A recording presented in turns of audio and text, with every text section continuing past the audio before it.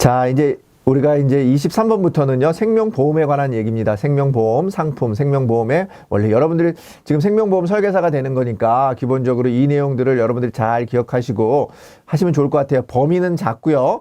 우리가 1편, 2편 같은 경우에는 삼지선다로 나오죠. 그래서 문제가 약간 쉬운 느낌인데 범위가 넓어요.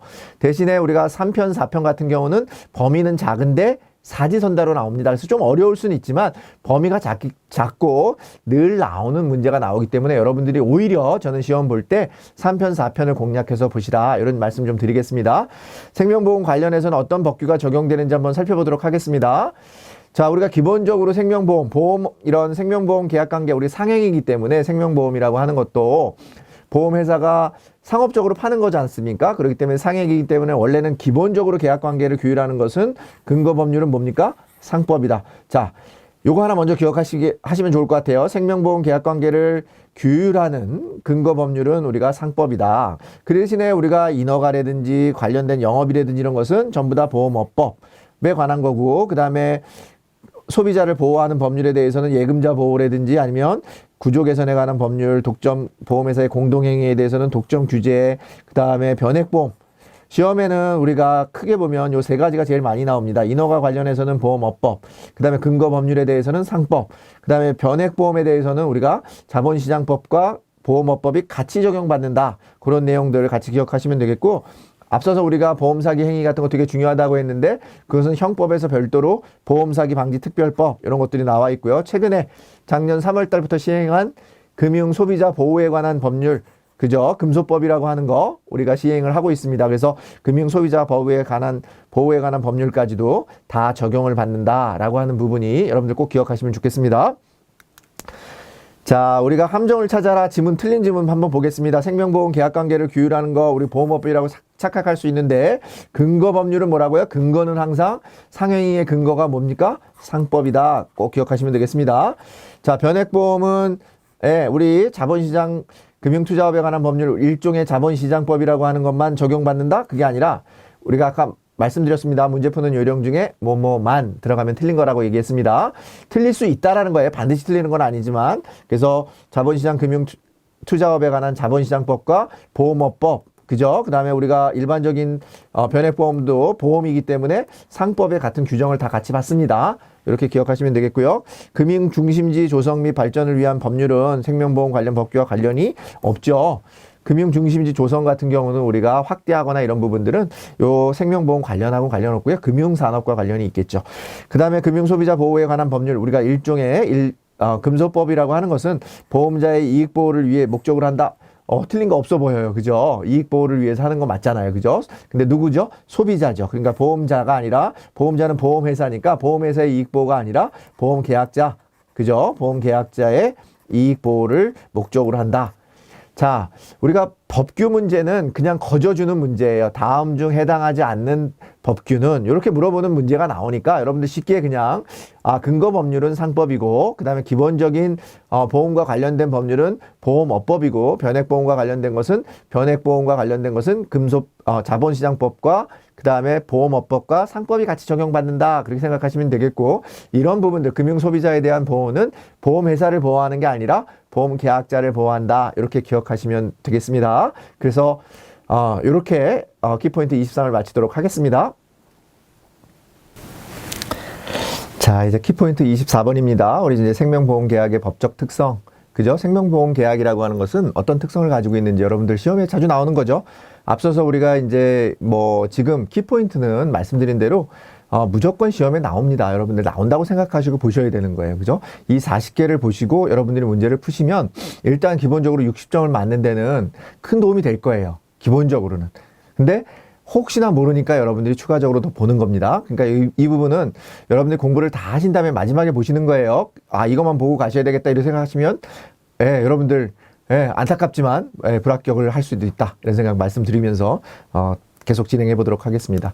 자, 우리 생명보험 계약이라고 하는 것은 기본적으로 여러분들이 보험료를 내죠. 그죠? 보험계약자가 보험료를 내고 보험회사는 그거에 대한 만약에 사고가 발생을 하게 되면 보험금을 지급해요. 그래서 우리가 그것을 유상, 대가성이 있고 금전거래죠. 그죠? 돈을 내고 돈을 받는 거니까 유상계약이다. 무상계약이 아니다는 거고요. 그 다음에 여러분들은 계약자는 고지 의무라든지 아니면 보험료를 납입해야 되는 의무나 이런 것들이 있고 보험회사는 보험금을 지급해야 되는 의무가 있어요. 그죠? 서로 간에 의무가 있는 거지 일방에만 의무가 있는 게 아니니까 쌍무적인 쌍방의 의무가 있다. 그래서 편무계약은 한쪽만 있는 건 아니다. 그 다음에 우리가 특별한 형식은 없습니다. 우리가 보험계약이 성립하는 것은 여러분들이 보험 가입을 청약하고 그 청약서가 뭐 서류 아니냐 이렇게 얘기할 수 있지만 그건 아니고요. 여러분들이 보험 가입을 하겠다고 하고 보험료만 내면 또 상대방은 보험 계약하겠다라고 여러분들이 청약한 다음에 그 보험회사는 승낙을 하면 그 보험 계약은 승낙된 거예요. 승인된 겁니다. 성립된 겁니다. 그렇기 때문에 불요식계약입니다. 요식계약이 아닙니다. 여러분들이 이제 아시는 것처럼 뭐 증권도 주고 무슨 청약서도 주고 그러니까 그게 서류 아니냐, 요식적인 거 아니냐 이렇게 생각하는데 그거 아닙니다. 불요식계약입니다. 조금 전에 말씀드린 것처럼 보험료를 내야 계약이 성립되는 게 아니라 또는 보험증권을 여러분들이 받아야만 계약이 성립되는 게 아니라 보험회사 여러분들이 청약을 하고 보험회사는 그것을 승낙만 함으로써 낙성이죠. 그 승낙만 하면 계약이 성립되는 승낙으로 성립이 된다. 그래서 낙성 계약입니다. 자, 그 다음에 여러분들이 보험 계약자들이 되게 많은데 그걸 일일이 보험회사가 다 그 사람들에게 맞춰서 할 수가 없기 때문에 여러분들 금융상품 똑같잖아요. 은행에 가서 여러분들 하실 때 여러분들한테 딱 맞는 상품 주나요? 그게 아니라 일반적으로 판매하는 상품이 여러분들 맞으면 가입하는 거하고 똑같습니다. 그래서 약관이라고 하는 이제 우리가 보험에서 이제 일종의 상품을 판매하는 설명서가 있는데 그런 약관에 대해서 여러분들이 전체적으로 동의를 하거나 아니면 거절을 할 수밖에 없는 거죠. 그걸 우리가 뭐라고 하냐면 내가 그 계약에 부합된다. 그래서 부합계약의 특징을 갖는 거죠. 시험에 좀 자주 나옵니다. 우리 부합계약이라고 하는 거 잘 들어보진 않았지만 그 부분에 대해서 내가 일부만 동의하거나 또는 아니면은 개별적인 약관을 작성할 수는 없습니다. 그래서 동일한 약관을 작성을 하는데 그 약관에 대해서 내가 거절을 전체로 안 하거나 아니면 전체로 거절할 수밖에 없다. 내가 일부 반만 내가 하고 반은 거절합니다. 이렇게 할 수는 없다는 거 꼭 기억하시면 좋겠습니다. 자, 그 다음에 우리가 이제 우연한 사고에 내가 보험료를 내고 미래의 돈을 보험금을 받는 거기 때문에 약간의 그런 복권과 같은 기능성이 있습니다. 그걸 우리가 사행계약이라고 합니다. 사행계약성이 있고요. 우연한 사고에 기인하는 거고 우리가 아무래도 이거는 보험료를 낼 때 여러분들이 고지하는 것만 가지고 믿고 우리가 보험을 가입시키는 거기 때문에 최대한의 선의의 원칙, 그 좋은 의도가 있어야 되는 거죠. 악용을 하게 되면 이 보험금을 타기 위해서 악용을 하게 되면 큰 문제가 되죠. 그래서 그런 선의의 계약이라고 하는 것을 우리가 담보하기 위해서 우리가 계약자에게 고지 의무를 위반하든 부과를 하는 거죠. 이게 여러분들이 역선택을 방지하기 위해서 고지 의무를 부과해서 그런 부분들이 만약에 여러분들이 위반이 됐을 경우는 보험회사는 어떻게 할 수 있다고요? 그때부터 계약을 취소시킬 수 있다는 거죠. 그걸 우리가 얘기할 수 있는 방법을 우리가 취소가 아니라고 뭐 어떤 용어를 쓰냐면은 그때부터 취소하는 부분이 해지라고 하는 부분이에요. 그래서 진짜 돌림이라고 아까 말씀을 드렸었어요. 우리 앞에서 혹시 앞에 내용을 보신 분들은 제가 고지 의무를 위반했을 경우에는 해지할 수 있거나 아니면 보험의 어떤 가입을 제한할 수 있다 이렇게 얘기했습니다. 그래서 해지할 수 있는 거고요. 그 다음에 여러분들 이 보험은 적어도 생명보험 같은 경우는 장기보험이죠. 그렇기 때문에 보험기간 동안에 계속 의무가 부담되는 거예요. 처음에 가입할 때만 내가 그런 부분들을 싹 면하는 게 아니라 보험금이 나갈 때까지 긴 기간 동안 계속해서 여러분들이 보험 그 규율이나 계약의 어떤 그런 원칙들을 지켜야 된다라는 부분이고요. 당연히 보험이라고 하는 건 보험회사라고 하는 회사가 물건을 파는 상행위에 해당합니다. 법률행위가 아니라요. 이게 여러분들이 보험금을 많이 받기 위한 상품을 하나 가입하시는 거예요. 어떻게 보면 복권하고는 다르죠. 그죠? 복권은 투기형 상품이니까 그거와는 다른데 보험이라고 하는 부분이 조금 전에 말씀드린 것처럼 보험 거래가 상행이라고 하는 부분입니다. 법률 행위가 아니라 상행이라고 하는 부분도 종종 시험에 지문으로 나오니까 같이 기억하시고 우리가 이제 개별성 계약자는 개별로 하지만 보험사는 다수 계약자의 업무 처리를 합니다. 그래서 이런 부분들을 우리가 개별성과 단체성의 특성을 가지고 있다 이렇게 표현도 하고 있습니다. 자, 이런 부분들 많이 나오진 않는데 우리가 기억해야 되는 것은 좀 부합 계약이다 또는 쌍무 계약이다 분료식 계약이다 이런 부분들 좀 많이 나오는 부분들 기억하시면 좋겠습니다. 자, 우리 지문 틀린 거 한번 찾아보겠습니다. 생명보험 계약은 계약자가 청약을 하고 보험회사가 보험증권을 교부하는 게 아니라 그냥 승낙을 하면 된다 그랬어요. 분료식 계약이라고 했으니까 보험증권이나 아니면 보험료를 받아야 된다 이런 것들을 다 계약의 성립 요건이 아니다라고 하는 거 꼭 기억하시고요. 보험계약자는 보험계약 체결 시 약관 일부에 대한 동의 또는 거절의 선택이 가능한 게 아니라 우리가 부합계약의 원칙에 따라서 부합계약의 특성의 원칙에 따라서 일부가 아니라 전체를 동의하거나 전체를 거절할 수밖에 없다. 이렇게 말씀드렸고요. 자, 부합계약성으로 인해 보험회사 보호를 위해 규제 및 감독을 필요로 하는 게 아니라 부합계약이라고 하는 것은 여러분들이 가입할 때 누구를 보호하기 위한 거냐면은 보험회사가 아니라 우리 보험계약자를 보호하기 위해서 만들어 놓은 제도가 부합계약성이 되겠습니다. 그래서 부합계약이라고 하는 것은 보험계약자에게 유리하게 되어 있어야 되는 거죠. 약관이라고 하는 것은 우리가 명확하지 않을 때는 보험계약자에게 유리한 선택을 하도록 되어 있습니다. 자, 우리 선의계약성을 확보하기 위한 보험계약자의 대표적인 의무가 고지 의무인데 이를 위반하는 경우에는 고지, 지자 돌림의 무효가 아니라 뭐라고 했습니까? 해지가 된다. 이렇게 얘기했습니다. 자, 상법 제3조에는 우리 상행위라고 하는 거죠. 법률행위가 아니라 상법에서 보험 상품을 판매하는 행위는 상행위이기 때문에 법률행위인 경우가 전원에 대한 상법을 적용하는 게 아니라 상행위이기 때문에 우리가 전체적인 그런 상법의 적용을 받는다. 상행위. 좀 발음이 어렵네요. 우리 법률행위가 아니라 상행위다. 이렇게 같이 기억하시면 좋겠습니다. 자, 우리 생명보험계약의 법적 특성 중에는 부합계약성이나 쌍무계약성, 그 다음에 우리 불효식 계약이다. 그래서 우리가 청약과 승낙으로 이루어진다. 그래서 보험증권이나 아니면 이런 것들이 필요하지 않다. 다시 한번 기억하시면서 키포인트 24번 마치도록 하겠습니다. 자, 이제 25번입니다. 우리 생명보험 상품의 구성인데 이제 25번부터는 상품별로 나옵니다. 이게 상품이 다 중요하니까요. 각 상품에서 한 문제씩 나온다 이렇게 보시면 되겠어요. 근데 이제 그런 부분들을 뒤에 상품이 어떻게 개별 상품이 어떤 것이 있다라고 하는 것을 보여주기 위한 전체 내용이 생명보험 상품의 구성인 부분이 되겠습니다. 자, 우리 내용을 한번 살펴보면은요. 생명보험 상품의 구성은 기본적으로 상품을 개발할 때는 우리가 대수의 법칙과 수지상등의 원칙에 따라서 개발을 하고 있다. 그게 과학적으로 개발하고 있다는 거예요. 그냥 주먹구구식으로 우리가 보험 상품을 개발하는 게 아니라 대수의 법칙, 수많은 횟수를 돌려봤더니 일정한 어떤 그런 결과에 수렴한다. 그런 게 대수의 법칙이죠. 그 다음에 수지상등의 원칙이라고 하는 것은 말 그대로 내가 낸 보험료와 보험회사가 지출하는 보험금이 일치한다는 거예요. 그래서 가격을 결정한다. 무슨 가격이죠? 보험료를 결정한다라고 보시면 되겠습니다.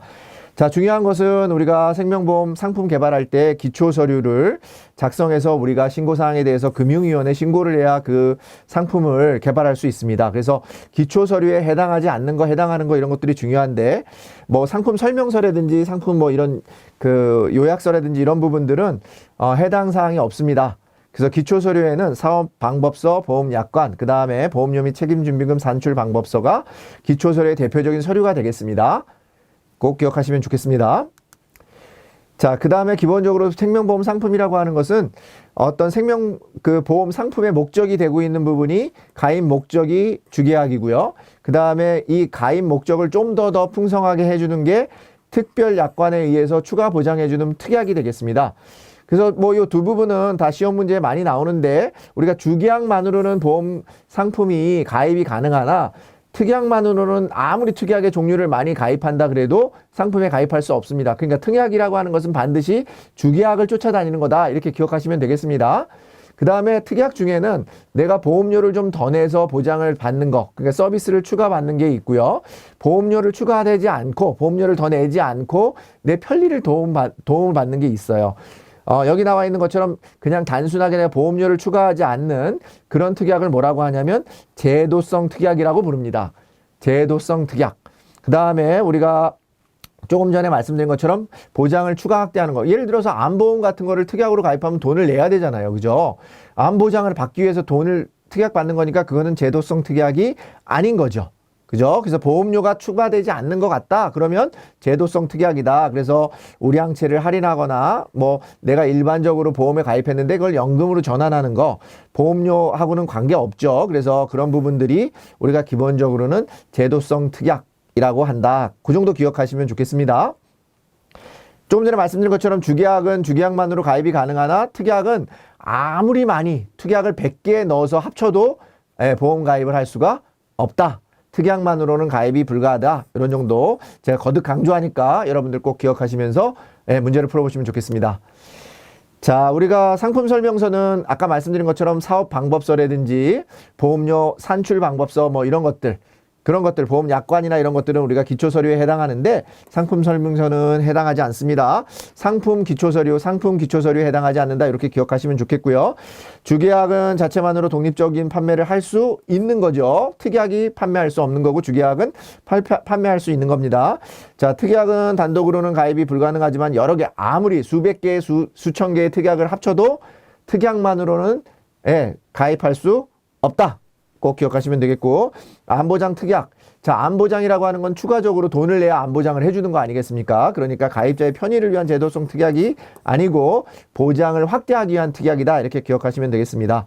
자, 우량채 할인 특약. 우량채라고 하는 건 내가 건강한 사람을 보험료 할인해 주는 것은 추가로 보험료를 내는 게 아니라 우량한 사람들에 대해서는 그런 특약이 적용된다는 거죠. 돈 안 내고 보험료 안 내고 할인받을 수 있는 제도죠. 그렇기 때문에 보장을 추가 확대하게 한 게 아니라 제도성 특약에 해당한다. 이렇게 보시면 되겠습니다. 자, 그래서 우리 상품 구성에서는 주계약, 특약 뭐 이런 문제 자주 나오고 있고요. 특약에서는 이 부분이 제도성 특약인지 아니면 보장을 확대하기 위한 특약인지 이런 부분이 자주 나오니까 여러분들 그런 거 중심으로 해서 문제를 풀어보시면 좋겠다라는 말씀 드리고 키포인트 25번을 마치도록 하겠습니다. 자, 이제 키포인트 26입니다. 우리 개별 상품인데 종신보험이죠. 종신보험이라고 하는 것은 대표적인 사망보험이죠. 죽어야만 보험을 받는, 죽으면 무조건 받는 보험입니다. 어떻게 해서든지 죽으면 받는 보험인데, 사망보험에는 우리가 크게 보면은 기간을 정해놓고 그 기간 안에 죽었을 때 보상을 해주는 정기보험이 있어요. 그래서 사망보험에는 종신보험만 있는 거는 아니다라는 거 꼭 기억하시고, 사망보험이니까 우리가 저축성하고는 관계없죠. 그래서 우리는 종신보험은 대표적인 사망보험이면서 보장성 보험이다 라고 하는 거 같이 기억하시면 좋겠습니다.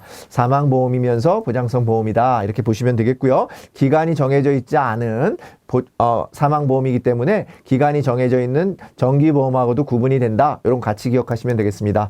그래서 피보험자가 언제 어떤 경우로 사망하더라도 대표적으로 사망을 하면 무조건 보험금을 주는 거고, 사망을 했으니까 남아있는 사람들한테, 유가족한테 경제적인 그런 문제를 해결해 줄 수 있는 생활 보장 상품이라고 얘기할 수 있다. 그런 부분이고, 이런 부분들이 최근에는 종신보험에다가 연금 성격도 넣고 건강 성격도 넣고 해서 다양한 보장 조합이 가능합니다. 그래서 소득 수준 및 라이프 사이클에 맞게 우리가 그런 상품을 운영할 수 있고, 다양한 특약을 하나의 보험으로 여러 개의 보험 가입 효과를 해서 종합 보장 설계가 가능한 그런 상품이 뭐라고요? 종신보험이다. 그 대신에 기간이 정해져 있지 않기 때문에 정기보험하고 구별이 된다. 이렇게까지만 같이 기억하시면 되겠습니다. 자, 이 상품들은요, 페이지가 한 페이지 미만이에요. 그죠? 그렇기 때문에 여러분들이 한 페이지 미만인데 꼭 나오는 문제니까 얼마나 좋습니까? 그렇게 기억하시면 좋겠습니다. 종신보험은 특정 시점의 생존시, 우리가 보험금을 지급하는 생존보험이 아니라 언제 어느 때 죽어도 보험 받는 거죠. 근데 어느 기간 안에 죽어야 되는, 특정 기간 안에 사망했을 때 받는 것을 정기보험인데, 이건 아무 설명도 아닌 부분이 되겠습니다. 자, 종신보험은 보험료 납입기간과 보장기간이 동일해야 되는 거 아닙니다. 우리가 죽을 때까지 받는 거니까 보장기간은 죽을 때까지죠. 근데 죽을 때까지 보험료를 내는 경우도 있지만 그럼 보험료가 작겠죠. 근데 대개는 뭐 10년 납, 15년 납, 25년 납 이런 식으로 보험료를 내고 있습니다. 그래서 보험료 납입기간과 보장기간이 동일한 것은 아니다. 이렇게 같이 기억하시면 되겠습니다. 그 다음에 우리 기준 연령 요건에서 생존 시 지급되는 보험금의 합계가 납입한 보험료를 초과하는 경우가 있다. 자, 우리가 종신보험은 무슨 보험이라고 했습니까? 대표적인 보장성 보험이라고 했습니다. 보장성 보험이라고 하는 것은 내가 낸 보험료가 나중에 죽어서 받는, 또는 사고가 생겨서 받는 보험금보다는 적어야 됩니다. 이 보험료가 더 많아야 됩니다. 그렇기 때문에 우리가 통상적으로 보험금 자체는 우리가 내가 낸 보험료보다는 적게 되어 있다. 그래서 보험금의 합계가 이미 납입한 보험료를 초과하는 경우는 발생할 수 없다라는 부분입니다. 자, 이게 우리가 거꾸로 이런 조건들, 초과하지 않는다라고 하는 부분이 보장성 보험이라고 하는 거의 다른 정의예요. 보장성 보험이가 우리가 이제 보장성 보험이라고 하는 게 보장성 보험이라고도 얘기하고 다음 중 보장성 보험이 아닌 것을 골라라 이런 문제도 있지만, 조금 전에 얘기한 것처럼 기준 연령 요건에서 생존 시 지급되는 보험금의 합계가 이미 납입한 보험료를 초과하지 않는 보험에 해당하는 경우, 이렇게 풀어서도 문제를 낼 수 있으니까 보장성 보험하고 요 보험 요하고 납입한 보험료하고 보험금하고의 관계를 잘 기억하시면 그런 문제들이 좀 까다롭게도 느껴질 수 있으니까 같이 문제를 풀어보시면 좋겠습니다. 대표적인 사망보험으로 특약을 추가하여 설계하는 것은 제한된다가 아니라 사망보험의 다양한 기능, 연금 기능이라든지 아니면 건강 기능, 다양한 기능들을 넣어서 우리가 종합보험 형태로 판매가 되고 있다. 뭐가요? 종신보험이. 자, 사망을 보장하는 우리가 모든 뭐뭐만 뭐 이런 것들은 의심하라고 했습니다. 아까 말씀드린 것처럼 기본적으로 사망보험에는 종신보험과 기간을 정한 정기보험이라고 하는 게 있으니까 모든 보험은 종신보험이 아니라 그 중에서 기간이 없는 거가 종신보험이다. 이렇게 기억하시면 되겠습니다. 자, 조금 전에 말씀드린 것처럼 종신보험은 반드시 나옵니다. 반드시 나오는데 페이지가 반 페이지밖에 안 돼요. 그러니까 그 안에서 문제가 계속해서 나오는 부분들만 나옵니다. 그래서 여기 나와 있는 함정의 지문들이 여러분들 문제 푸는 데는 크게 도움이 되니까 이걸 기반으로 해서 종신보험을 이해하시면 좋겠다라는 말씀을 드리면서 우리 26번 키포인트를 마치도록 하겠습니다. 자, 27번입니다. 이제 우리 교육보험 어린이보험인데 조금 전에 말씀드린 것처럼 교육보험은 옛날 우리 기억나시나요? 뭐 이런 거 아시는 분들은 또 어떻게 보면 이제 나이 많으신 분들이죠. 옛날에 우리 교보생명 지금 있는데 대한교육보험이라 그래서 그 교육보험을 줄여서 교보생명이라고 한 거죠.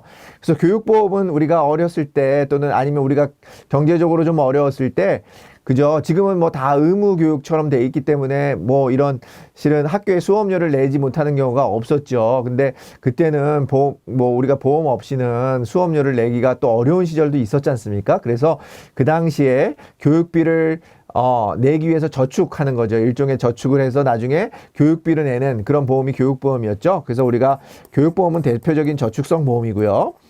자, 이런 저축성 보험에 상대적으로 우리가 어린이 보험이라고 해서 어떤 사고나, 그죠? 그런 그 어린이가 성장하는 기간 중에 어떤 그런 사고에 대해서 사망은 아닙니다. 사망은 아니고 사고에 대해서 보장해주는 보장성 보험이 만들어진 게 어린이 보험이에요. 그러니까 교육보험이 먼저 나왔고 그 다음에 어린이 보험이 나왔는데 어린이 보험에서 자꾸만 교육보험적인 성격을 가미하니까 교육보험은 잘 안 팔리는 거죠. 지금 이제 돈이 없어서 학교를 못 보내는 건 아니니까 교육보험은 자꾸만 덜 팔리고 어린이 보험이 더 확대되는 그런 추세를 가지고 있다. 그런 정도 이렇게 배경 정도를 기억하시면서 문제를 풀어보시면 좋겠습니다. 자, 교육보험은 대표적인 저축성 보험이고 부모가 살거나 죽거나 다 교육자금을 지급합니다. 죽었다 그래서 이게 계약이 소멸되거나 이런 게 아니라 왜? 우리가 계약자가 죽으면 계속해서 보험료를 냈는데 누가 보험료를 받는 거예요? 보험금을 받는 겁니까? 누가 보험금을 받아서 공부를 하는 겁니까? 보험금을 받는 사람은 자녀잖아요. 그러니까 계약이 소멸되면 안 되겠죠. 그래서 교육자금이 지급되거나 양육자금들이 지급되고 있고요. 최근에는 이제 너무 잘 안 팔리니까 해외 유학이나 진학 상담 서비스 등을 합쳐서 약간 어린이 보험 성격 같은 경우도 섞여가지고 이제 서로 판매하고 있습니다. 근데 교육보험 같은 경우는 우리가 이제 변액으로도 팔고 일반으로도 다 팝니다. 변액 상품도 팔고 일반 상품, 그러니까 일반 계정에서도 팔고 특별 계정에서도 파는데 앞서서 말씀드린 것처럼 우리가 이제 종신보험이 많이 팔리고 또 우리가 교육이라고 하는 부분이 이제 의무 교육이 많이 되고 이러다 보니까 좀 판매량이 줄어들고 있다라는 부분이에요. 그리고 어린이 보험에서 학자금을 지급하는 상품도 판매가 되면서 우리가 보장성에서 그런 부분도 보장을 해주니까 어린이 보험 판매는 좀 늘어나고 교육보험 판매는 계속해서 감소하는 추세에 있다. 그런 정도만 기억하시면 되겠습니다. 자, 어린이 보험 같은 경우는 조금 전에 말씀드린 것처럼 대표적인 보장성 보험인데 질병, 상해 등을 보장하고 안전사고나 청소년 범죄 노출 위험에 대해서 보상해 주는 겁니다. 우리 사고가 많이 일어나지 않습니까? 그래서 그런 거에 대한 보상을 하는데 우리가 중요한 거 사망을 보장하는 급부는 설계할 수 없습니다. 우리가 사망 보장을 하게 되면 그 어린이 보험 같은 경우는 피보험자인 어린이가 사망할 경우에는 보험 계약이 소멸됩니다. 자, 그래서 교육보험 성격이 가미된 상품도 있고요. 자, 만 15세 미만, 내가 가입을 했는데 만 15세 미만에 만약에 사망을 했을 경우에는 납입보험료 전액과 책임준비금 중에 큰 금액을 지급하고 계약이 소멸됩니다. 15세라고 하는 거 이상으로 지나가면 상관없는데 미만일 경우에는 보험회사가 이런 계약을 유지하기가 어렵기 때문에 납입보험료 전액과 책임준비금 중에서 큰 금액을 지급하고 계약은 소멸한다. 같이 기억하시면 되겠고요. 최근에는 원래는 30세까지 가입하는데 어린이 보험이니까 어린이가 30세까지인데 만 30세까지인데 최근에는 어른이 보험이라 그래가지고 우리가 어린이 보험이 100세까지 보장기간을 연장해서 많이 판매하고 있어요. 그게 뭐 상품도 좋다 그래서 일반인들도 많이 가입하시니까 여러분들도 아마 모집인이 돼보시면 설계사가 되셔서 주변에 그런 청소년이나 어린이가 있는 그런 집에 가셔서 우리 고객 친구분들이나 아니면 그런 지인들에 가셔가지고 어린이 보험에 대한 상품을 한번 보시면 굉장히 반응이 좋을 거예요. 많이 가입하셨겠지만 안 가입하신 분들한테는 꼭 가입을 권유해 보셔도 좋겠다. 그런 말씀 좀 드리겠습니다. 자, 지문입니다. 교육보험은 자녀의 교육자금을 종합적으로 보장하는 보장성 보험이 아니라 우리가 저축성 보험이다. 종합적으로 보장하는 건 맞지만 저축성 보험이죠. 보장한다는 게 금액적으로 보장한다는 뜻입니다. 교육보험은 부모 사망 시 사망보험을 지금 계약이 소멸되는 게 아니라 계약 자체는 계속 유지되고요. 학자금이나 양육자금 같은 것들을 지급하는 게 우리 교육보험이 되겠습니다.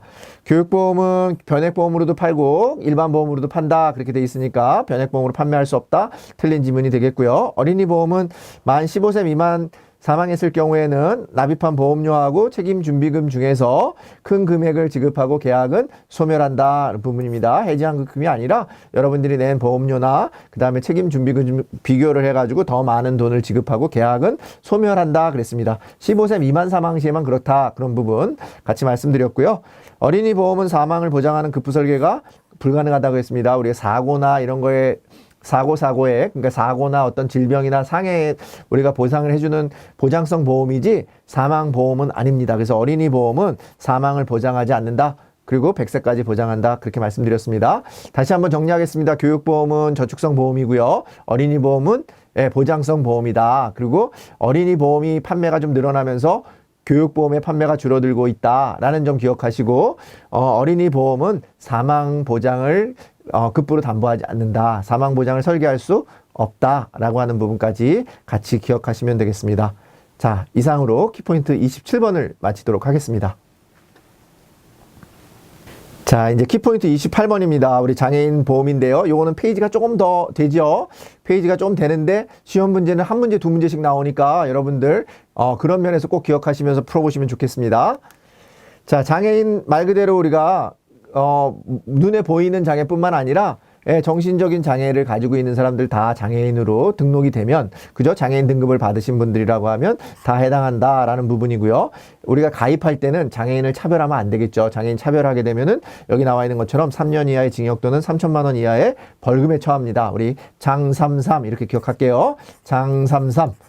장애인을 차별하면 3년 이하의 징역 또는 3천만 원 이하의 벌금에 처한다. 장33. 그래서 동일하게 해야 된다라는 부분이고요. 동일한 심사 과정을 거쳐서 우리가 통상적인 보험 가입에 해당하는 부분이 있어야 된다라는 부분이고 만약에 보험 가입 차별 방지를 위해서 우리가 생명보험협회에서는 센터를 운영하고 있습니다. 신고센터를 운영하고 있다. 어디서 운영하고 있다? 생명보험협회에서 운영하고 있다. 장33 차별을 해서 우리가 가입을 거절할 때는 3년 이하의 징역 또는 3천만 원 이하의 벌금에 중형에 처하고 있습니다. 여러분들 그런 부분 꼭 기억하시면 좋겠고요. 장애인 전용 보험이라고 하는 부분이 있습니다. 우리가 이제 일반 보험에도 장애인 보험 같은 거 특약도 가입할 수 있는데요. 장애인 전용 보험 같은 경우는 여기 나와 있는 것처럼 보장성 보험이나 단체 보험, 연금 보험 그 다음에 다 가입할 수 있고요. 일반 보험에 비해서 보험료는 저렴해요. 왜냐하면 사업 비율과 이자율을 우대하기 때문에 그렇습니다. 자, 사업 비율과 이자율을 우대하기 때문에 우리가 일반 보험에 비해서 보험료가 저렴하다. 그런 부분 기억하시면 좋겠고요.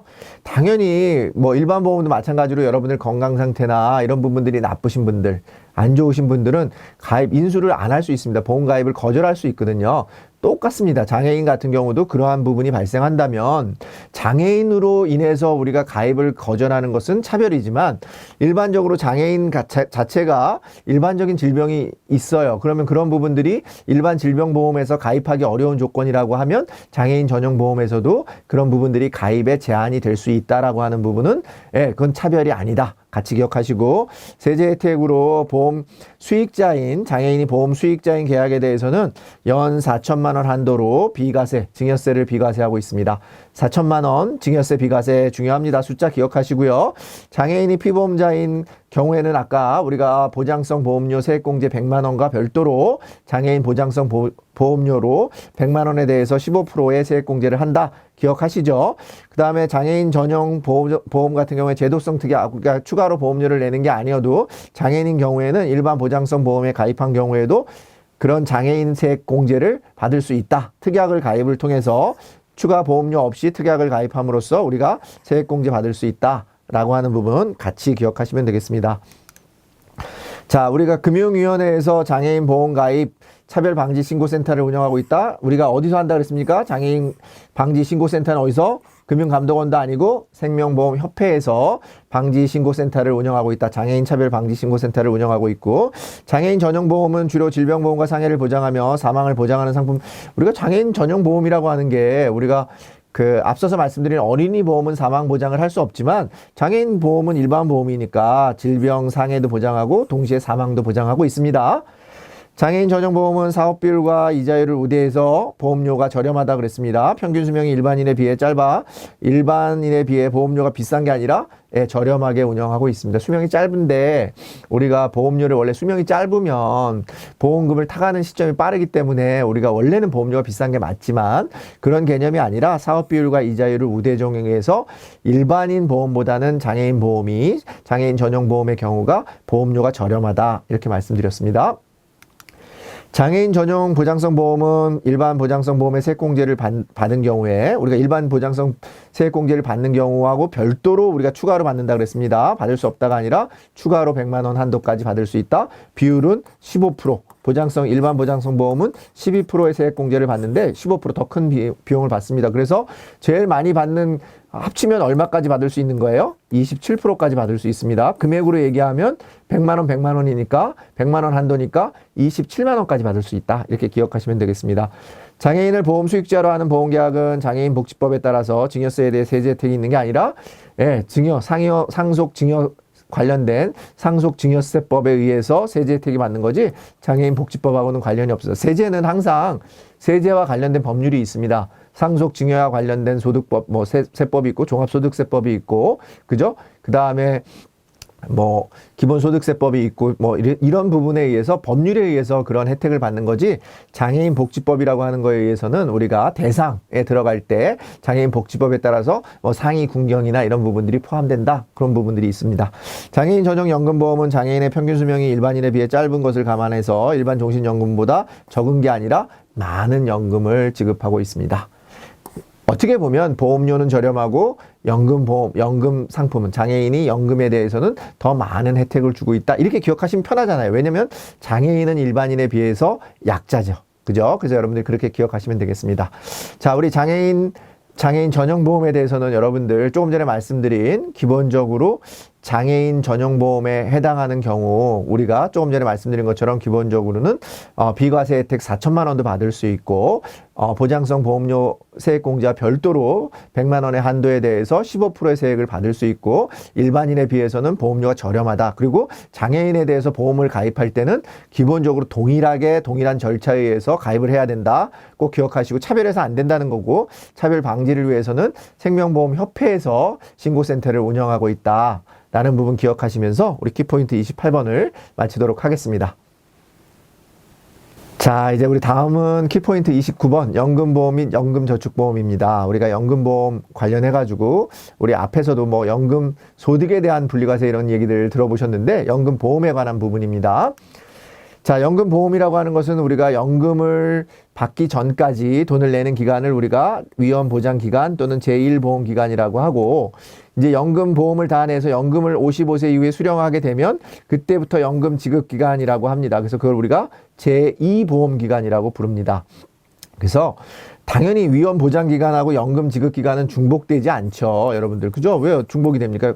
돈을 연금 개시 전까지, 그 다음에 연금 개시 후, 전후니까 중복되지 않는다. 기억하시고, 우리가 위험보장기간, 내가 돈을 내는 연금 보험료를 내는 기간 중에 사망하는 경우에는 우리가 사망보험금을 지급하고 계약은 소멸합니다. 왜냐면 내가 연금을 받기 위해서 돈을 가입을 했는데 죽었어요. 그럼 연금이 누구한테 줍니까? 그거를 뭐 상속자한테 줄 수도 있고 아니면 이렇게 할 수 있지만 그 취지에 안 맞는 거죠. 연금이라고 하는 것 자체는 그 살아있는 사람, 보험 계약자의 노후를 보장하기 위해서 하는 일종의 저축성 보험이잖아요. 그렇기 때문에 만약에 위험보장 기간 중에 사망할 경우에는 책임준비금을 지급하고 계약은 소멸한다. 꼭 기억하시면 좋겠습니다.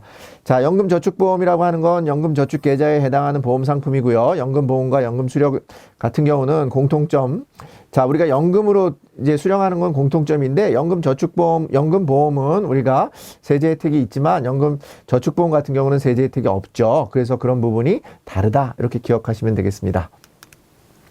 자, 연금 지급 방법은 우리가 죽을 때까지 받는 종신연금형이 있고, 내가 만약에 10년 동안만 받겠다 확정연금형이 있고, 나는 지금 연금 기간 중에는 내가 죽기 전까지는 내가 낸 연금 보험료에 그죠? 내가 이제 소위 말하는 연금 저축액에서 나온 이자만을 받는 그런 보험이 상속연금형이 되고 내가 죽어서 연금을 받는 거죠.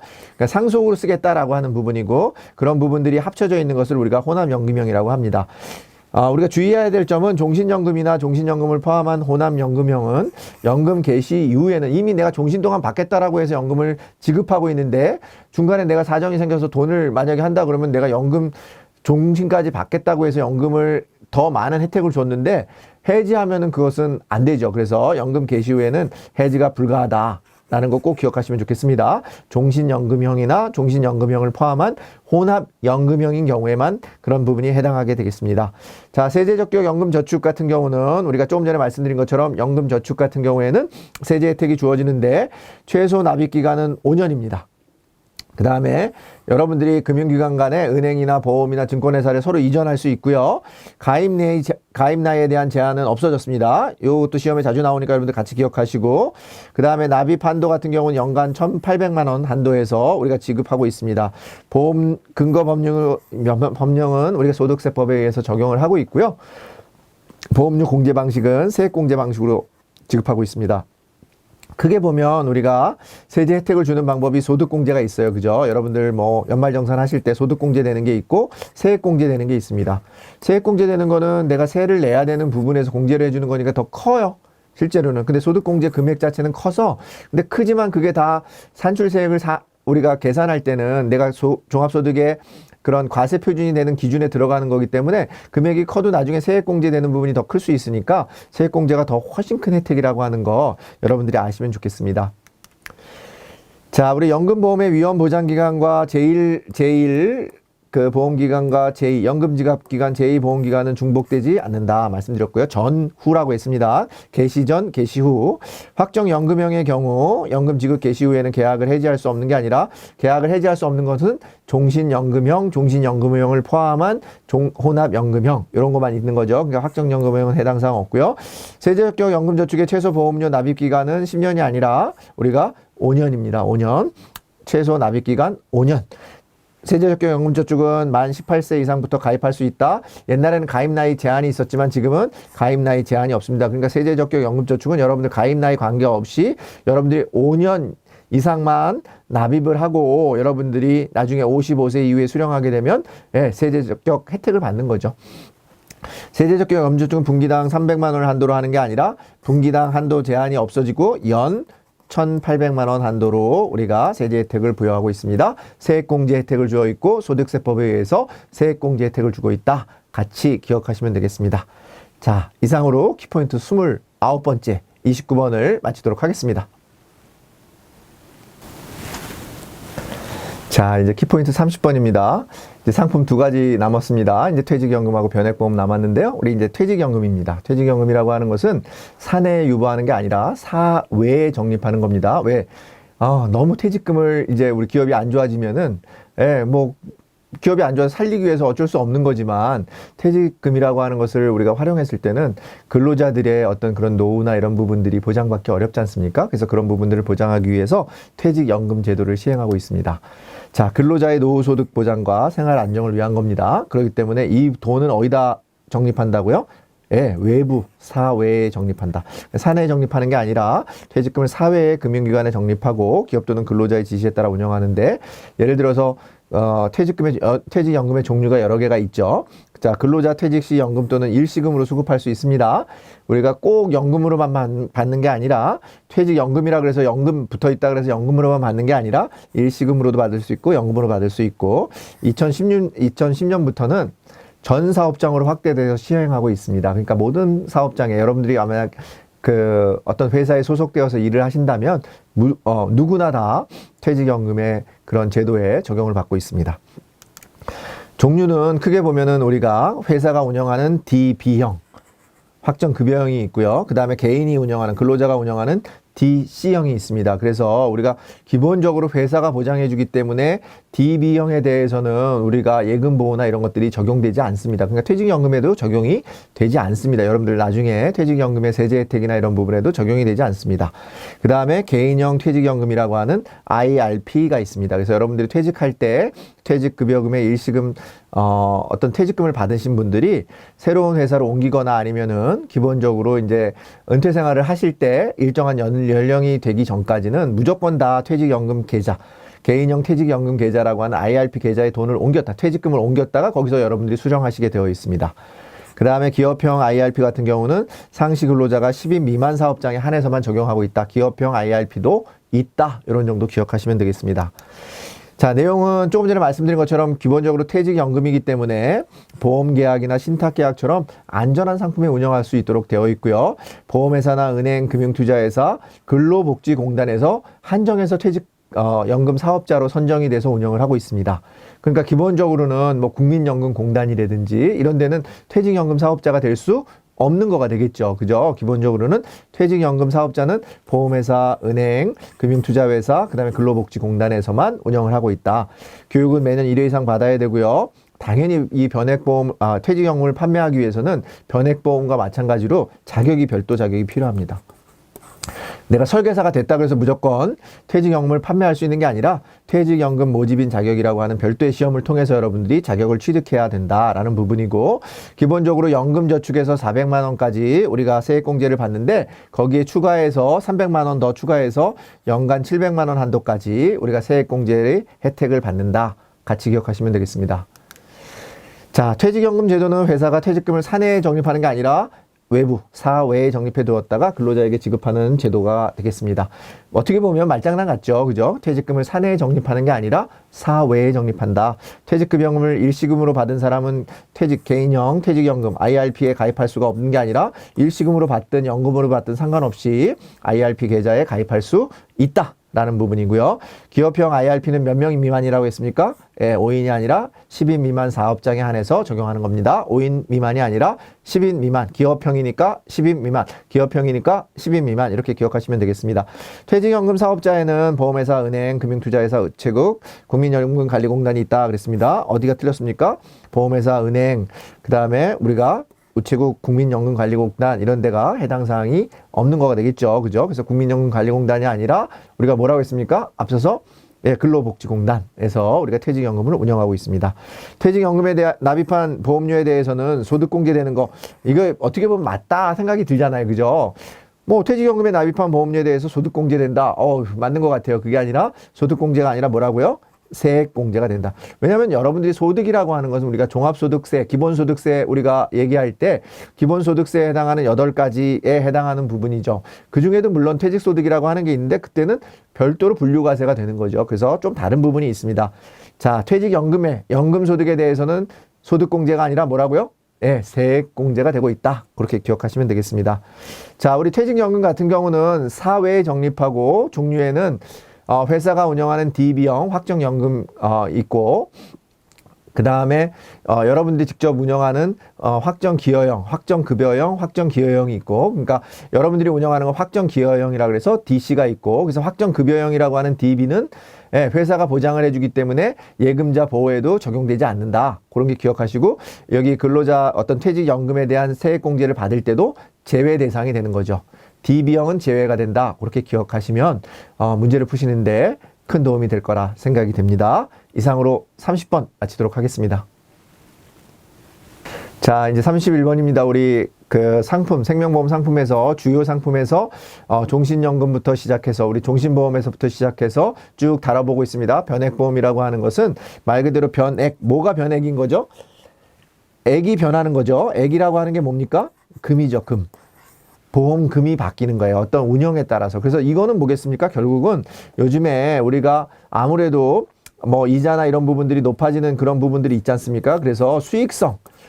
원래 보험의 특징은 안정성인데 안정성보다는 수익성을 더 고려해서 만든 상품이, 그래서 투자형 상품에 해당하는 우리 유가증권이나 이런 그 투자형 상품에 우리 대상에 투자를 해서 그 실적에 따라서, 그죠? 자산운용 성과에 따라서 그 실적을 배당받는 보험이 뭐라고요? 변액보험이 되겠습니다. 그러니까 뭔가 변액, 내가 받는 보험금 자체가 확정되어 있지 않겠죠.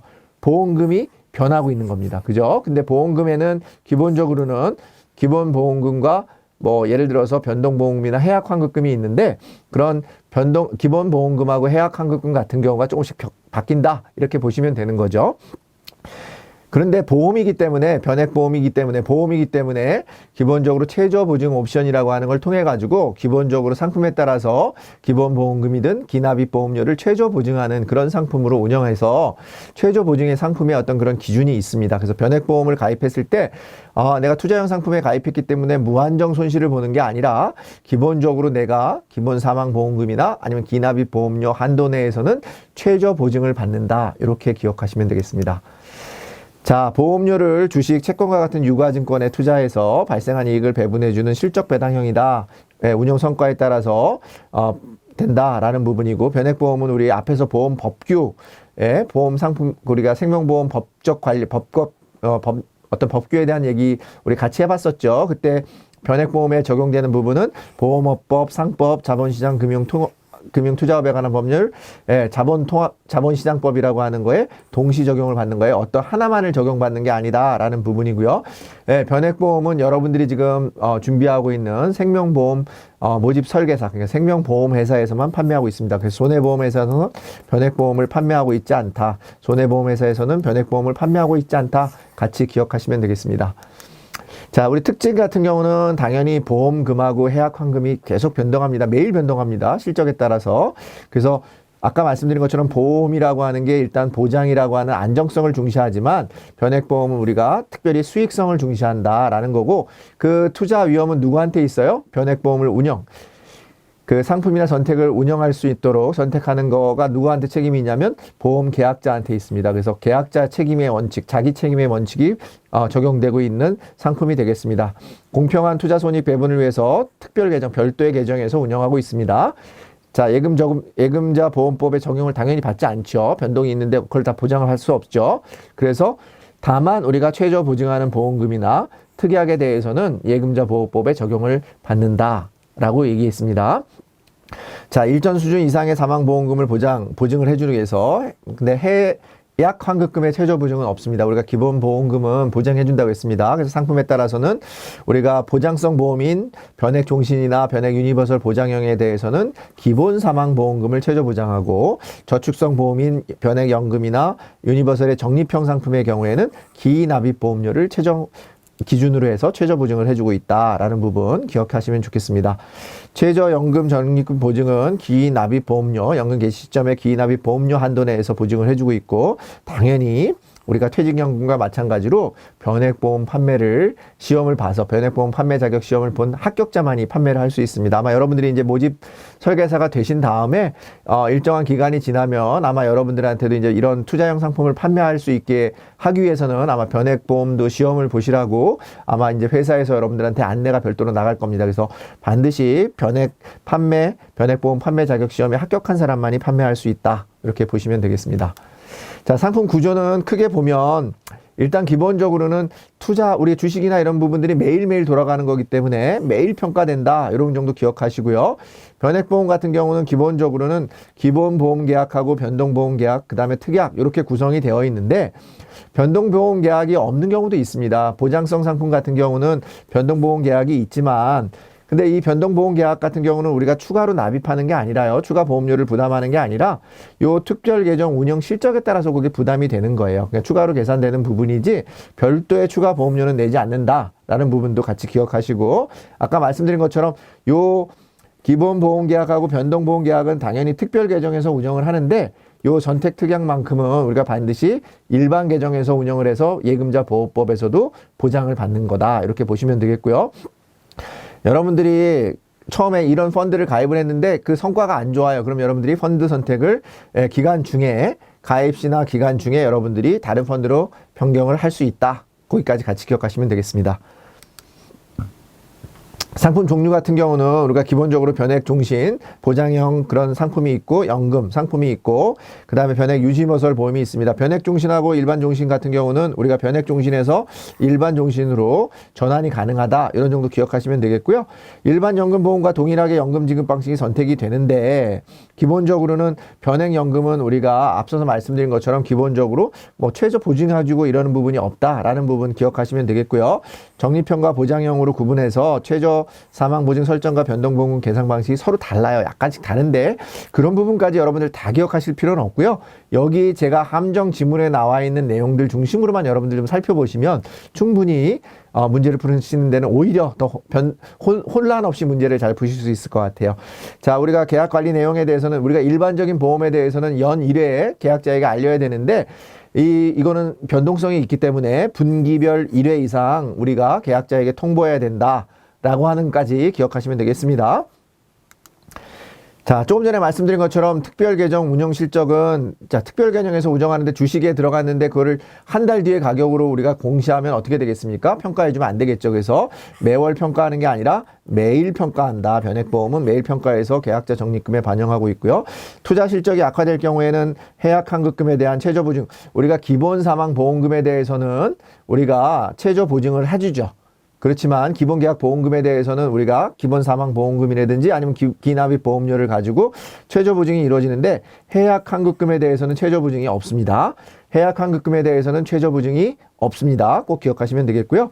변동보험계약이라고 하는 거 아까 말씀드린 것처럼 추가로 보험료 납입하는 것은 아니라고 했습니다. 우리가 특별계정 운영 실적에 따라서 추가로 그 부분이 변동되는 부분이지 추가 돈을 우리가 거기다 내가지고 그게 거기서 운영이 되는 것은 아니다. 추가 납입하는 것은 아니다. 같이 기억하시고, 변액 유니버설 보험의 월 대출 보험료 기능이 있는 상품은 계약이 유지되기 위해서는 의무 납기 이후에 의무적으로 납입하는 그런 기간이 정해져 있는데, 보험료를 계속 납입하는 게 아니라 의무 납입 계약 이전에 그런 상품이 유지되기 위해서는 우리가 월 대처 보험료 기능이 있는 상품의 경우에는 납입기간 이후가 아니라 이전 납입기간까지만 우리가 보험료를 납입하시면 된다라는 부분입니다. 이후에도 계속 내는 게 아니다라는 점 기억하시고, 가입 이후에는 보험계약 관리 내용을 매월 계약자에게 제공한다. 아니라 매월 너무 힘들죠.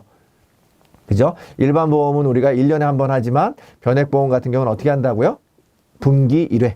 분기 1회 우리가 계약자에게 제공한다. 라는 부분입니다. 자, 우리 변액보험이라고 하는 건 보험금이 변화한다 기억하시면 되고, 그렇지만 해약 환급금을 최저 보증하는 것은 아니다 라는 거 기억하시고, 별도의 판매 자격시험을 봐서 합격을 해야 되고, 우리가 손해보험회사에서는 판매할 수 없다라는 부분, 그리고 이런 계약관리 내용에 대해서는 분기 1회 계약자에게 제공해야 된다. 이런 정도 기억하시고 문제를 풀어보시면 좋겠습니다. 자, 키포인트 31번 마치도록 하겠습니다.